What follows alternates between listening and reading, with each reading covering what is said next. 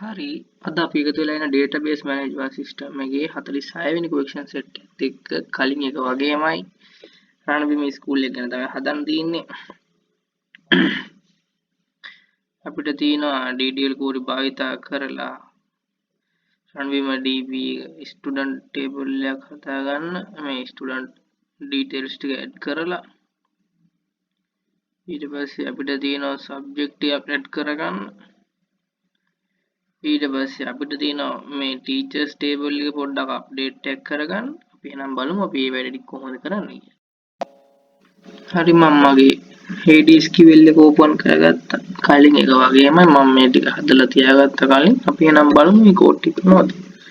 අපි මුලින්ම use කරන රණබිම school db එකෙන් ද using එක දාගත්තා. ඊට පස්සේ අපි table එකට student කෙනෙක් add කරන්න ඕන. first name last name gender contact number class එක දාන්න ඕන. අපි add කරන තිරින රාජපක්ෂ යා පිරිමි ළමයෙක්ින්ද යා male. ඊට පස්සේ යාගේ phone number එක grade එක දානවා. ඊට පස්සේ අපි subject එක add කරගන්න ඕන. subject name එක region එක කියන්නේ ආගම. අපි ආගම table එක add කරගත්ත. ඊට පස්සේ ස්කෝඩ් අලුතින් ටීචර් කෙනෙක් කියලා තියෙනවා මාලා අත්තනායක කියලා ගැහණු ටීචර් කෙනෙක් අපි යාවත් add කරගත්තා. එහෙනම් මේක තමයි question එකට අදාළ පාස් එක. එහෙනම් අපි තවත් question එකකින් හම්බ වෙමු.